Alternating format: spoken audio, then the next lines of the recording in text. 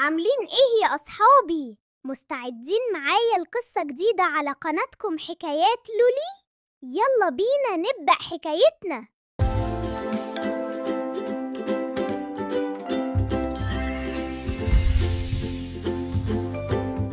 في ليلة هادية ميلو دخل مكتبة مليانة كتب وغبار. حاول يسحب كتاب تقيل فوقع عليه، ولما دخلت لونا بدأت تعطس بطريقة مضحكة من الغبار. فجأة اتفتح صندوق قديم وطارت منه ألعاب بتتحرك لوحدها، وفجأة كتاب قديم اتفتح وطلع منه خريطة سحرية بتلمع، والمغامرة لسه هتبدأ. وبكده يا أصحابي خلصت حكايتنا النهاردة. استنونا في قصة جديدة وممتعة، وما تنسوش اللايك والاشتراك.